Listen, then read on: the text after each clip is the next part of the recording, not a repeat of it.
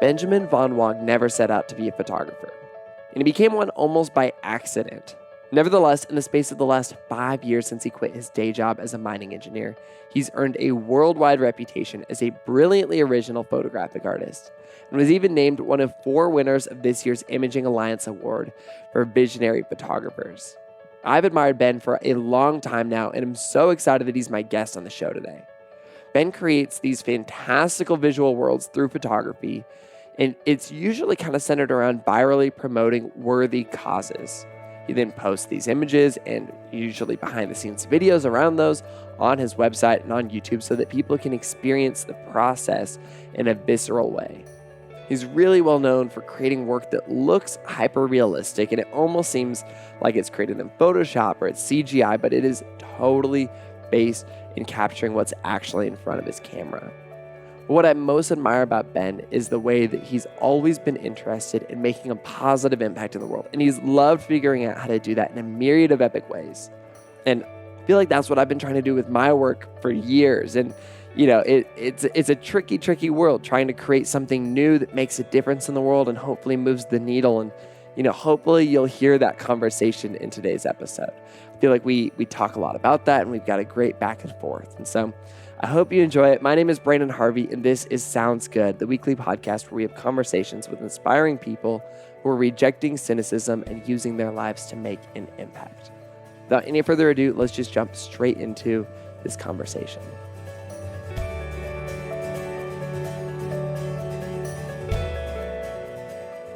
I think that the last time I saw you, I crashed your boosted board into a car. Something like that, yeah. But it came out undamaged. It came out undamaged. I came out undamaged, but man, I have no idea how to drive a boosted board. Have you gotten one since? I have gotten on a few since. I have decided that purchasing one is probably not the best decision. I've actually increased my collection to 4 now. So What do you do with 4 boosted boards? I take other people out on them. There we go. It's like a primary networking tool for me. I just feel it's so much more interesting to go to someone and be like, hey, do you want to go for an electric skateboard ride around the park together? We'll grab a coffee and, you know, hang out, as opposed to just saying, oh, let's get coffee, or let's meet at your office. That's so cool. Much more interactive. Yeah, it's just a better experience. Mm-hmm. That's fascinating, man. When we met for the first time and when I crashed your boosted board, we were at Adobe Max, a conference in, I guess that year, it was San Diego, because we both come from a photography background. You know, I don't do as much photography anymore. I do a little bit of photography. You are still 100% in the photography game. You are crushing it. But here's what I don't know. I don't know how you got started as a photographer. So maybe we can go back to, you know, the beginning of your time as a photographer. Where did that all come together? Yeah, for sure. So I studied to be a hard rock mining engineer. Wait, what does that mean? So kind of like a dwarf, you know, mining gold, silver, metals. It's exactly what I was doing, but I was mostly so I studied mining engineering. So I was sitting in front of a computer for the most part, still going on to, you know, in different mines and checking things out. Is that a good career choice? Like when I think about coal mining, I think about automation, killing, mining. Like, is it like that, or is it kind of a newer, better industry? I mean, mining is dirty. You're in the middle of nowhere. You know, small mining towns. But you're surrounded by nature, right? So it sort of depends on like what you enjoy, like the type of lifestyle you like. Like if you're kind of a small community person and you just want to be outdoors every weekend, and you like the lifestyle of working really hard for a small period of time and then having, you know, time off. Like there are a number of my friends that were doing fly in, fly out. So they'll fly you in for anywhere between 3 to 5 weeks where you work, you know, 7 days a week, and then you have 2 to 3 weeks completely off to do whatever you want. And while you're on these locations, so you're not allowed to drink alcohol, you basically have nowhere to spend your money. So you just accumulate all this wealth. Then you go out and you're on vacation for 2-3 weeks. So it's sort of a lifestyle choice. For me, it wasn't a particular good fit. And at what point did you realize that this wasn't a good fit for you? Before I graduated, actually, I had a number of internships, and I just realized like being in the middle of nowhere, working on something I didn't care about was really not for me. I actually had a mild crisis I think 6 months before I was about to graduate. You know how like you go through school, and after elementary school, it's middle school. After middle school, it's high school. After high school, it's university. And then suddenly there was nothing. It was work for the rest of my life, and I was like, holy crap, this is horrible. And I wanted to just not go to work and travel. And my parents, being good Asian parents, said that wasn't an option. And they said, well, you've gone through this 4 years of education. You might as well go and work. Go take a few months off and go have fun, but come back and get a job and figure it out. So that's what I did. I traveled, went to Taiwan, I think, came back and started working, worked 3.5 years and decided to quit. So how I came to that flow. So I had picked up photography while I was stranded in a mine at one point. A girl broke up with me in November 2007. Bought my first camera, didn't know anything about photography. So I bought a point and shoot at Walmart and wanted to take pictures of stars. Needless to say, it didn't work out. So I had to return it, bought the most expensive camera there was in Walmart. That wasn't good enough too. It was like a Kodak Easy Share. Yeah. Walmart doesn't have the best selection of great photo gear. No, it didn't. But it was the biggest photo store in town because I was in this tiny mining town. So I returned that, and I had to drive like 3 hours to the next major city. Bought a camera, slept in my car, and took photos and read the manual to start. So that's how I began. And photography was this companion for me in the beginning. Like it was sort of a friend that you could bring with you everywhere. It didn't matter if you didn't know anybody. If you were at a party and you didn't know anybody, you could still take pictures. It's a good conversation starter, a good excuse to hang out with people, go for a walk. It was also this sort of all access pass because now suddenly you could get invited to things that you would never get invited to otherwise. You could go backstage, you could, open up conversations with people and so forth. And so when I realized that I could make money having fun, so basically get paid to take pictures, I hopped into it and really just started developing this event photography business for a little while. Really? So you got started really as an event photographer. I did, yeah. It was just the easiest way to get more gear, and and I love gear, or I loved gear. Just this ability to constantly buy like the latest greatest stuff that I could afford, and I just upgraded pieces one at a time. And I was holding the engineering job in parallel, so engineering took care of life expenses, and my photography, every single dollar I earned in photography just went straight back into it, and it allowed me to grow really, really fast. That's fascinating. And so it seems like you were passionate largely about the technical side of things and the way that those technical things gave you the ability to take more technical photos.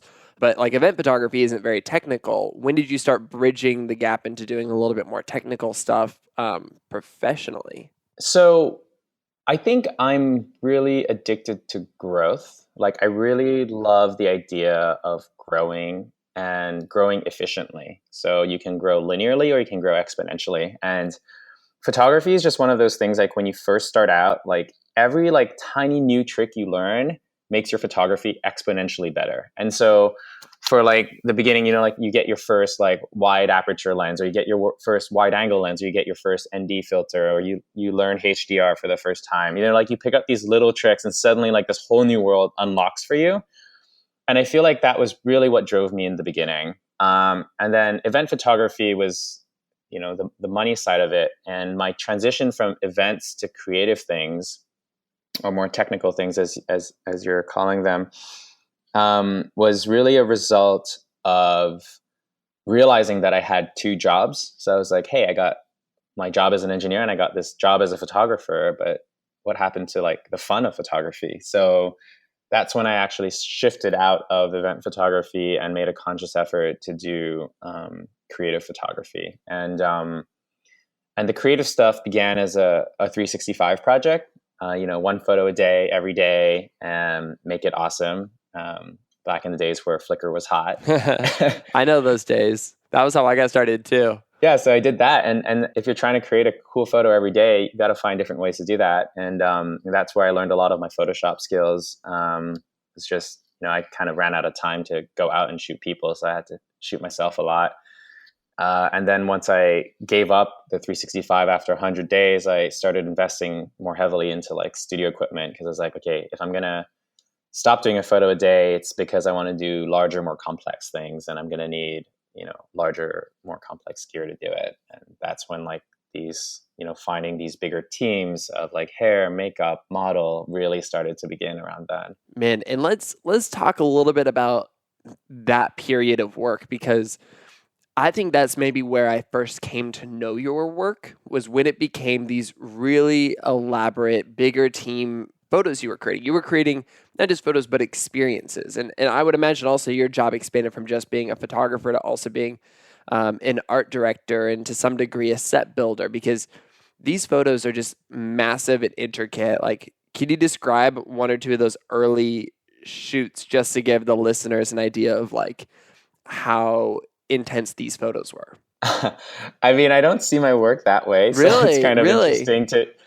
I Sorry to think project. so. I mean, I've been a full-time photographer now for about 5 years or 6 years now. Because I quit my job in 2012, and even a year or two prior to that, I was already doing sets. So it's actually taken like a really long time to build up to where I am today. So the interesting thing is, if you go on Flickr and you look for Wong, you can go all the way back to 2008 and see the evolution of photographs. And I think in the beginning, they were very much, standard, do something really cool with a model, hair, makeup, and so forth. So very fashiony. But then things started getting really interesting when I started experimenting with special effects. So lighting people on fire, getting people like knights in shining armor and horses in a village, or taking flour and having dancers throw it around, or covering a person in liquid latex. So like, I think when I started to venture more in practical effects was when I started getting this pseudo reputation online for being the guy who was a little bit crazy.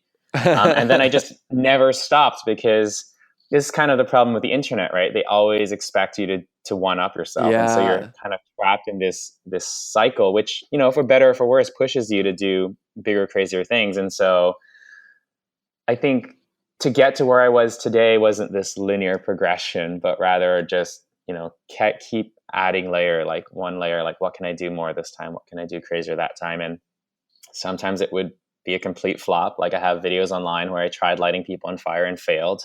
Wait. You failed? Yeah, like the guy wouldn't burn. Turns out if you don't put the right stuff on the person, he just won't light up on fire properly. It's a thing.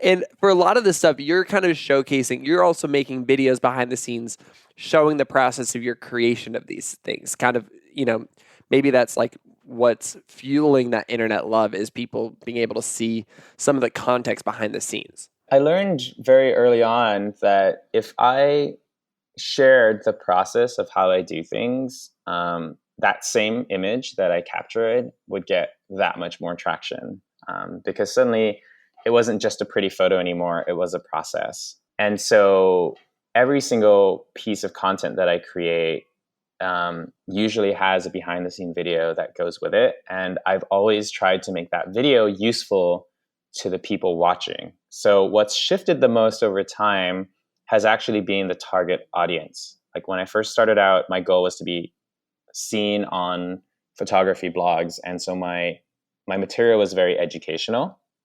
And then as I started getting bored of the technical and shifted off into inspirational, I started really focusing on this idea of, being able to pursue your passions as a creative.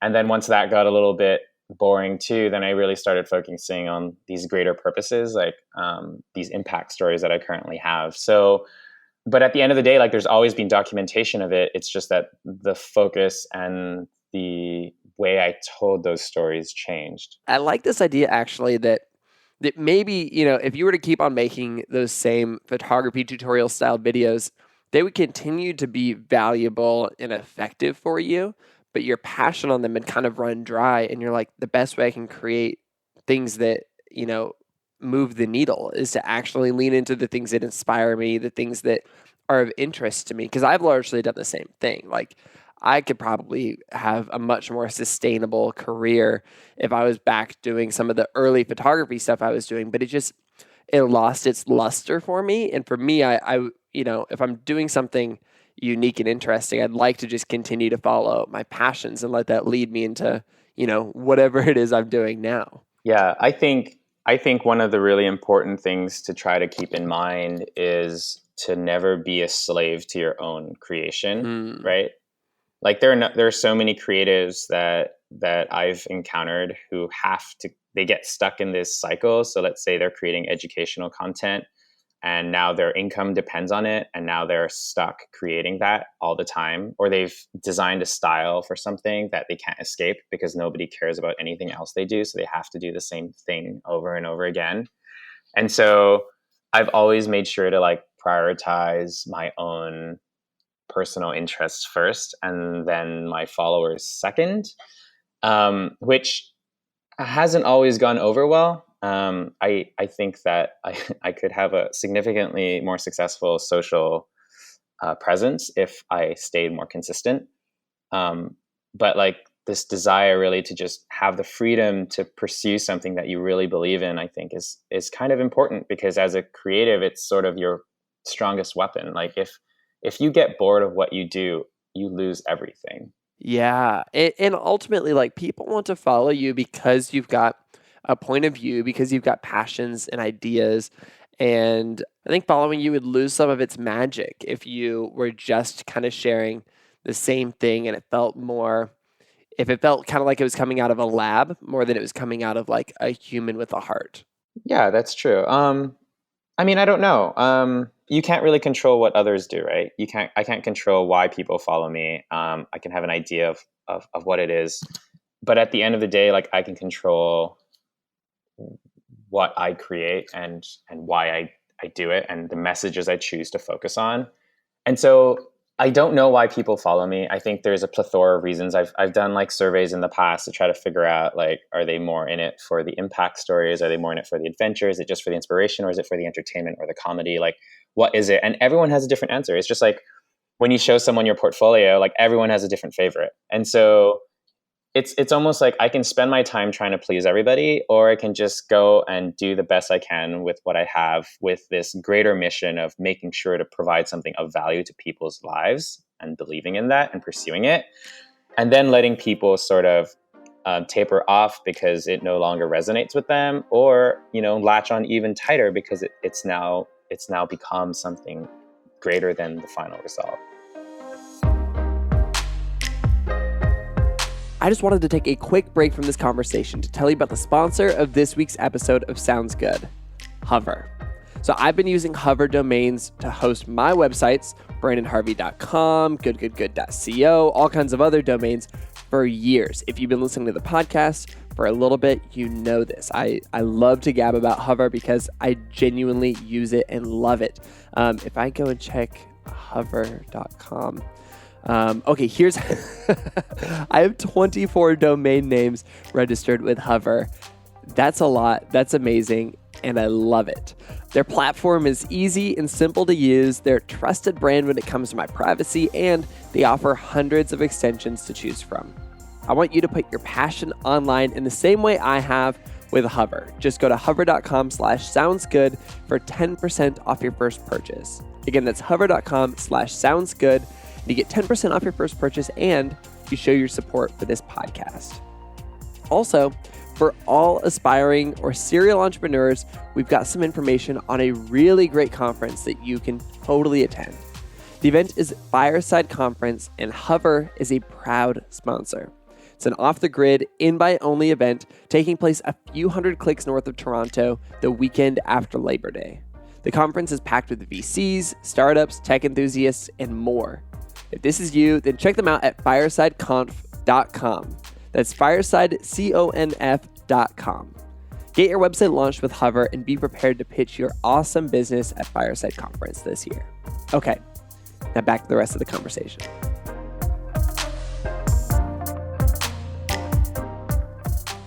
Let's talk a little bit about your transition to doing more impact-driven work, because this is probably right around the point that I met you. You'd maybe been doing this for a little while, and I was immediately drawn to the way that you've done this. And this is the thing that I paid the most attention to over the last few years. I don't know. It's really remarkable and really inspiring.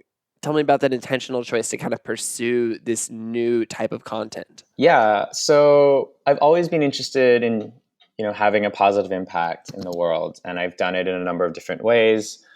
Initially, it was like teaching, so giving back and sharing all this knowledge for free to different photographers. And then after that, it was a little bit more inspirational to get people to quit their jobs. And whenever I had some charity projects or so forth that came up, I'd always pick them up, and document the process. So there was this fan I surprised for his 21st birthday who was chronically ill.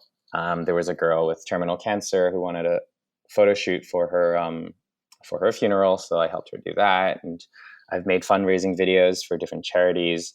It's never been sort of what I do. It's always been like the thing I do on my spare time. Yeah. So as a creative, for the longest time, my goal was just make it as a creative. Like, wouldn't it be amazing to get paid to do what you do best? That was kind of the goal. And I kind of got there. I had a few global campaigns and they paid super well, but I wasn't really that proud of what I had created. It didn't resonate with me. Like it wasn't like, oh, this is what I want to do for the rest of my life. It was more of a, oh, that's it. That's what I've been working for kind of a thing. And so it really forced me to reevaluate like where I wanted to go. Like what was I going to pursue for the next 10 years? And I came to the realization that the work that I created, while it was really cool and it had really inspirational videos, the photos themselves didn't have a purpose. Like the work at its core didn't have a mission to it. The story of how I got there had the lessons, but the result itself didn't have it. But since I was a photographer that created these worlds, I didn't really know how to tie like the impact world and the fantastical world together. Because social impact, for the most part, when you look at it, is like all these documentaries of horrifying situations and so forth. And my work is very much airy-fairy and very, very fantastical. And so finding the intersection of how can this fantasy world intersect this like really grimy, dark kind of documentary, like the sad reality world, like how do these two work together? And that was something that I was really stuck on.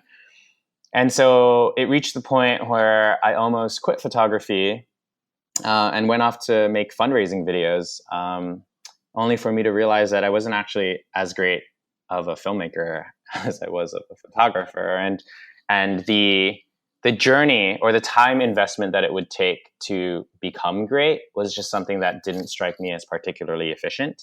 So I was talking about how important exponential growth was for me, and starting back at, let's say, zero, more or less, just didn't seem efficient. And so I just kind of pattered around trying different things. And it was only until my girlfriend convinced me to go storm chasing that I managed to create my first sort of intersection of impact and fantasy. Maybe we should back up for a second and say, it's remarkable that your girlfriend convinced you to go storm chasing. I feel like anybody who does storm chasing, their significant others are like, let's maybe not do this. This is a bad idea. And you had to kind of get dragged into doing it.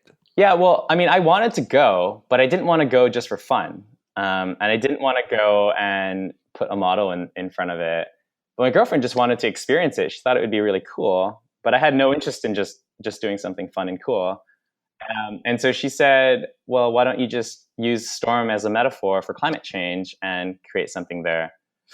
And so I was like, oh, that's pretty interesting. Why not? Why don't we just go ahead and do it? And because she knows that if I set my mind to something, it tends to happen. So the minute the concept was, I guess, pseudo approved, we found a storm chaser called Kelly DeLay within like, I think 3 weeks. And a fan who had an ambulance came along with us, so we could store a ton of things in his like retrofitted ambulance, and we just went storm chasing for 2 weeks to create the series. And and that was like the first. So like the series isn't my best work, but it was that first time where I could see the intersection of fantasy and impact sort of like hit. And that was like what, 3 years ago now. Wow. And that's sort of like what really kickstarted it.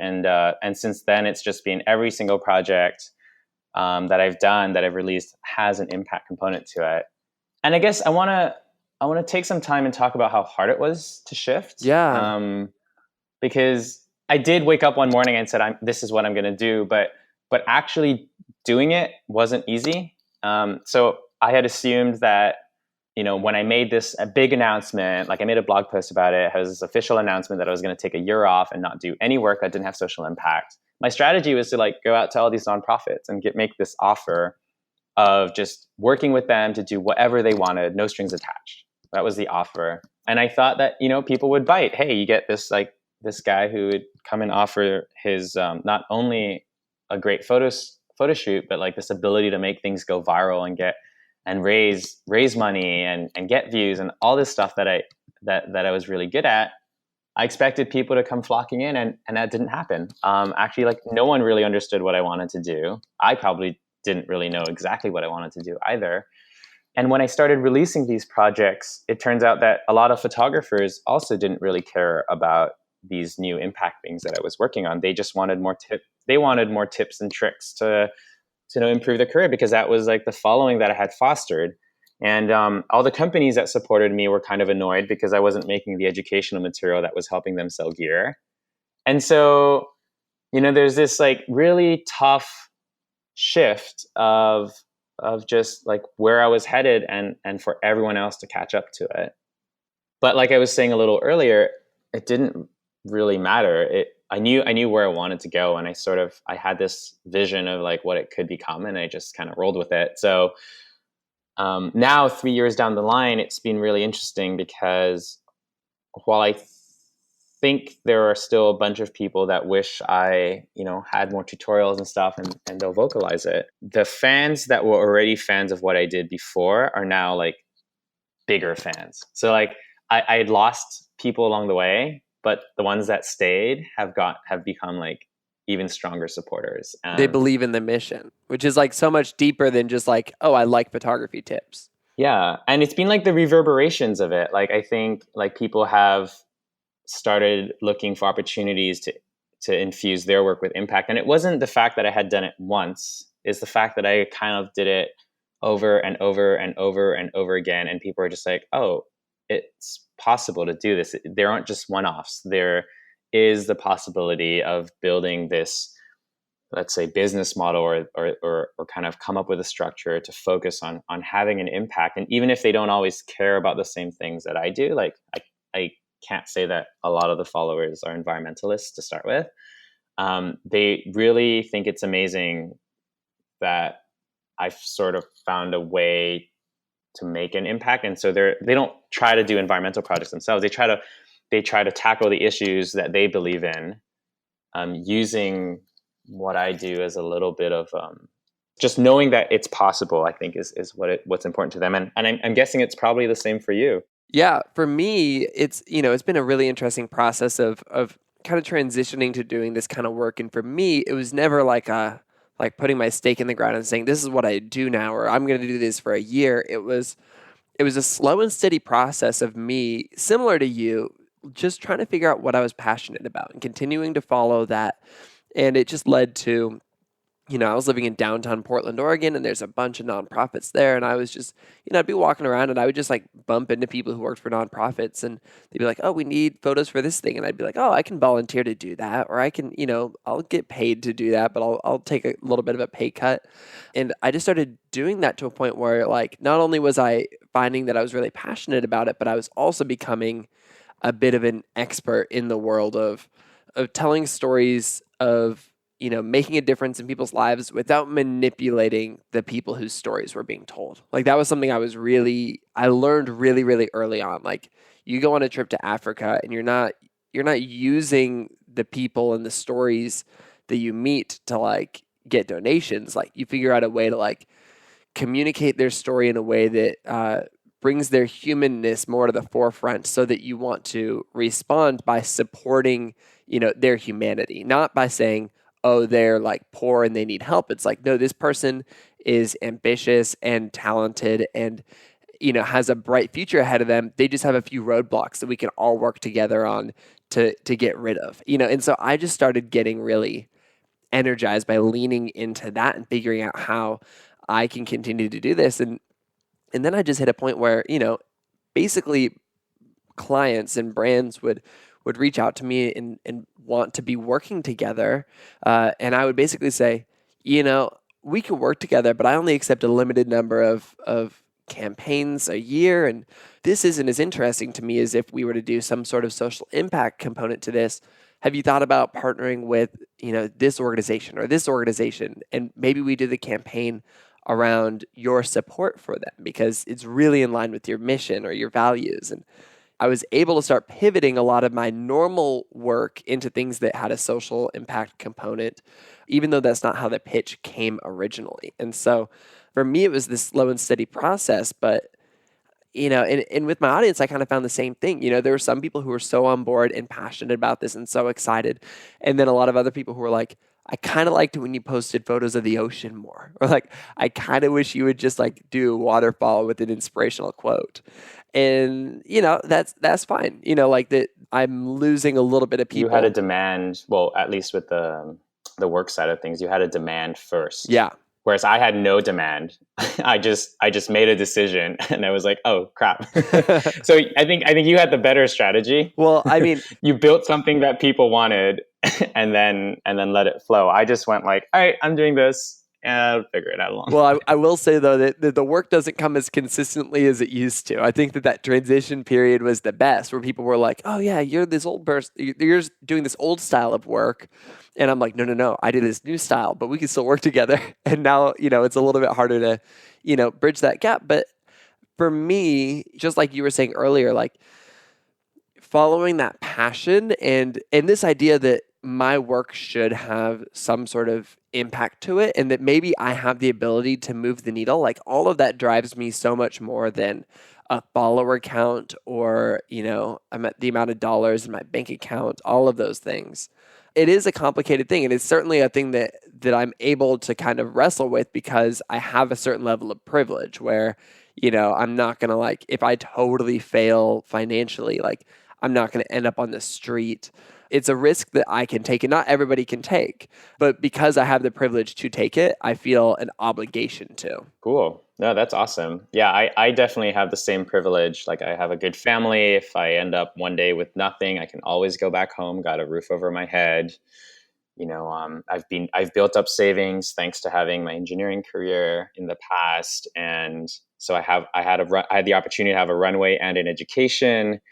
On top of that, I just don't have kids, right? Like, so Yeah. There's so many people I know that have families and they just can't take those risks. I really like what you just said about saying like you have privilege, so now you're obligated to, use it in service of others. I've never heard that before, and I think it's really cool. I like that a lot. Thanks, man.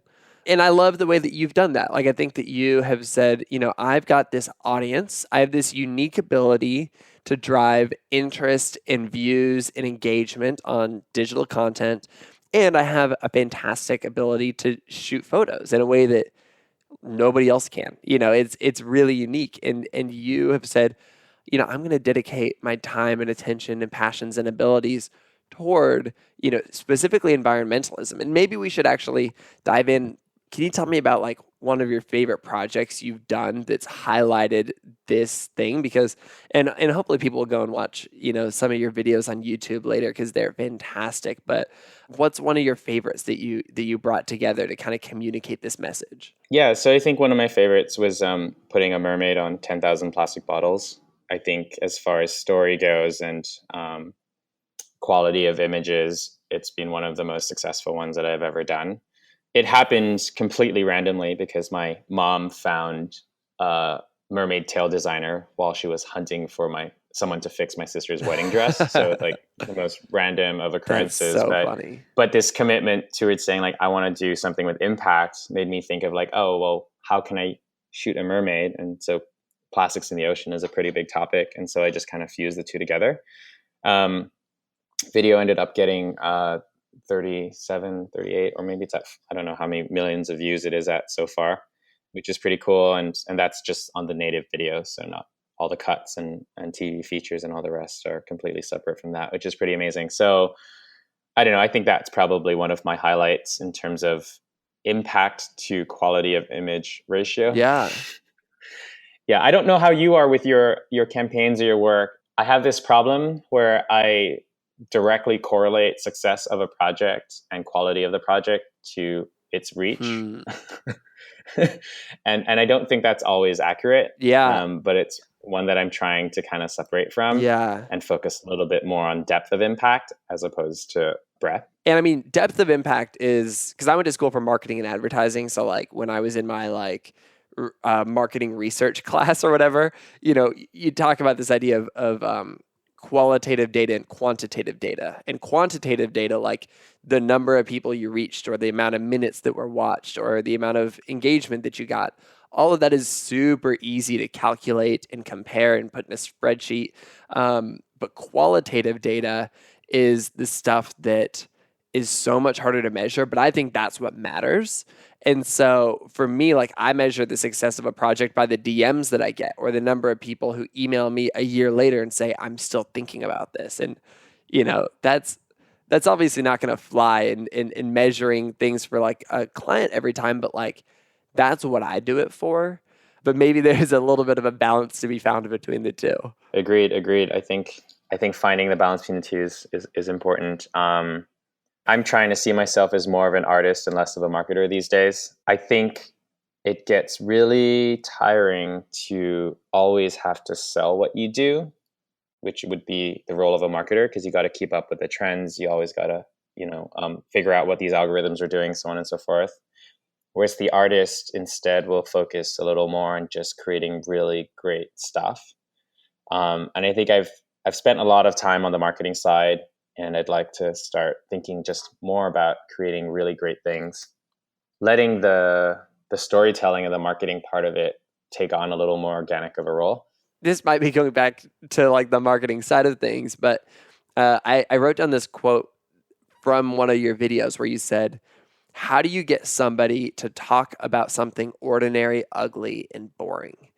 I love that in many ways, that's what you've been able to do. Like, I think talking about the environment is such a difficult thing. Like, so at Good Good Good, my company that celebrates the good in the world, we actually are members of 1% for the planet. And so, we give 1% of our total revenue from our sales of the Good newspaper to combat, climate change and to support environmental impact. And, we just thought that was a really important thing because in our newspaper all day long, we're highlighting the stories of people creating, solutions to problems that are sometimes sexy, oftentimes not sexy, but like, there's a lot of things that are like, oh, this is happening now and it's popular or interesting, or at least you can put kind of more of a story to it. But the environment is so tricky because it's something that will just slowly impact our lives for decades and ultimately impact our grandchildren's lives and their grandchildren's lives. And so it's a hard thing to get people to talk about, but I love that you are very intentionally making this something that is something that you can talk about.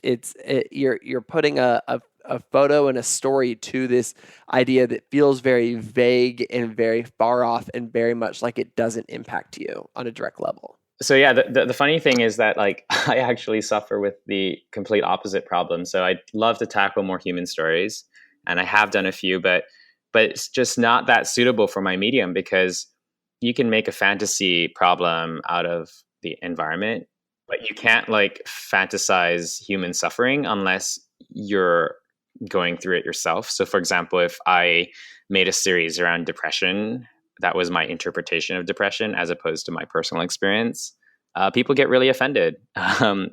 Same could be said about any kind of abuse or violence or so on and so forth. Like to make fantasy out of that, I think goes down really, really badly. Oh, that's so interesting. That's a good little nuanced understanding of that. Yeah, I mean, I think maybe so you go for a more documentary approach. So the human stories are like perfect, and then I'm on the flip side. I'm like, I have to make something really like crazy out of it. And it just doesn't fly so well. Well, we make a good team. We balance each other out. This is good. This is really good. There you go. Together we make one. Together we make one competent photographer. There you go. Man, yeah, this is fascinating. I love that you have been able to go down this unique route in line with your passions, abilities, talents, and interests. It sounds like your career has evolved and shifted even just over the last 5 years. What do you think is kind of next for you? So the next step is going to be really interesting. So we actually reconnected because you appeared on my email newsletter for this this book called Story Brand, and it talks about, so like the one single biggest highlight of that book for me was the fact that when most people tell their stories, and this is applicable for humans, for brands, for anything, they always portray themselves as the hero, and that the more efficient thing to do would be to portray themselves as a guide and let the viewers be the hero. And that's something that stuck so strongly in my mind, because with the work that I do, I'm always the hero. Like, I am the center of attention, the guy who's coming up with this crazy idea and executing it. And there's very little opportunity for others to be the hero, because they're not going to create these crazy photography projects on the evenings and weekends. They're probably not going to quit their jobs to, do this stuff. Like, so at the end of the day, like, what I create, although it's really great at attracting attention and, having a little bit of this inspirational component, like, people can really only share. There's very little opportunity for them to get involved. And that's something that really bothers me about my work, and a problem that I've been really struggling to solve. And now if I combine that with the shift in digital, and I think we've all felt it, there's so much content happening. It's all getting better, which is great because there's more good content out there than ever before, but it's also more competitive than ever before. It's harder to get your stuff seen. So if you want to be a content creator today, you almost have to follow these very strict rules of posting extremely regularly, following the formats of what the algorithms prefer. And I've just noticed lately how hard it is for me to consistently reach an audience, regardless of the quality of work, because no matter how good the piece of content is, its half-life on the internet from an algorithmic perspective is extremely short. Like, it'll last between 24 hours to a week, at which case it just sort of decays because it's no longer new. And the algorithms need to favor newer, fresher content all the time. So because I'm in the impact space and because I create things to have an impact, if people aren't seeing what I do, then I'm not having an impact, right? So everything that I create right now is extremely transient. And I think that's the case for every single piece of digital content. And that's something that bothers me. If I take these two problems, the fact that I don't want to be the hero and the fact that digital content is on the decline from a durability perspective as well as a reach perspective, I think the next step for me will be to shift into the physical space and make my work more accessible to people in a physical way. So if these worlds that I currently create, these crazy sets and installations, can be something that can be publicly viewable, where anyone could go in and model inside of, or shoot themselves inside of, or be a part of, so that they can have the opportunity to use that as their profile picture, their image, so that they can talk about the things that they care about. I think that's going to be the next step. So I solve the hero problem, I solve the digital decay problem, and I leverage all the pieces that I currently already have. So we'll see how it goes. Dude, I'm pumped about that. Let me know how I can support that, because I think, first of all, I love that you're seeing a problem in the world and you're saying, I want to solve this. And then you're saying, you know what, there's also a problem that makes it more difficult for me to solve this. Therefore, I'm going to solve that as well. And you're creating an experience that allows people to join in and become a part of that solution as well by fully feeling and experiencing, this environment you're creating. And so I've got no clue what this is going to look like, but I'm pumped. That's cool. That's like energizing for me. Yeah, I don't know either, but like, I love these reinvention opportunities. Like, I am going to make so many mistakes coming up. It's going to cost me so much money. I have no idea how I'm going to do it, but it's going to work, because, so here's the funny thing, right? I don't know if you have the same experience. But I've always felt like if you set a destination in mind and like that's like your goal and you just keep walking towards it, the question isn't whether or not you're going to get there. It's just how long it's going to take and how many mistakes are you going to make along the way. And so like, whether or not it's a good idea is a completely separate conversation. But like, if you just keep your head down and walk that direction, like you eventually get there, and it's, for better or for worse. And that's sort of like what I got going for me right now. And I think what's really revitalizing more than anything else is the excitement. Like I just feel really excited about this idea, and my projects, as fun as they are, have gotten a little bit redundant. It's a little bit of the same, always different, but it's kind of similar. And so this whole new world to discover and sort of conquer, if you will, it's just really interesting and really fun.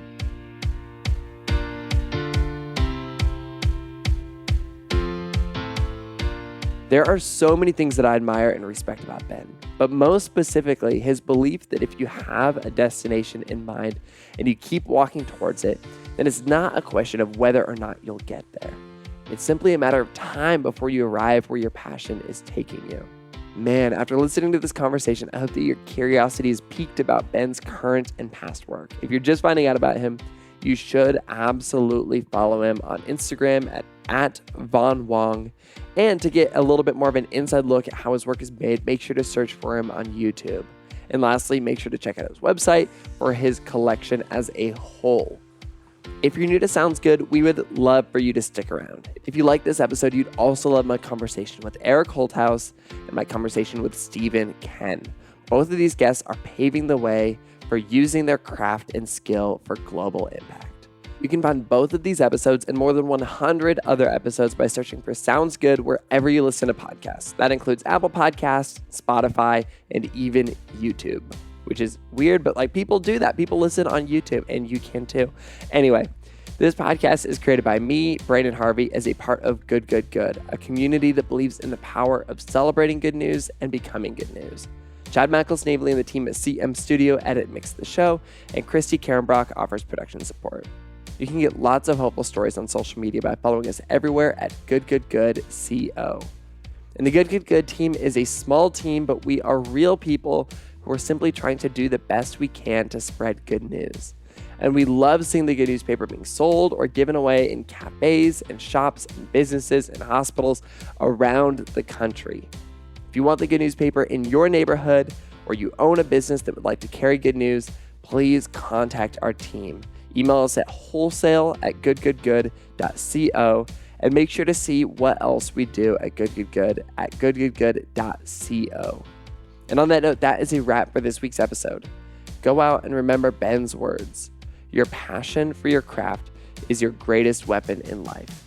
Next week, we'll be back with another inspiring story from an incredible person. Sound good?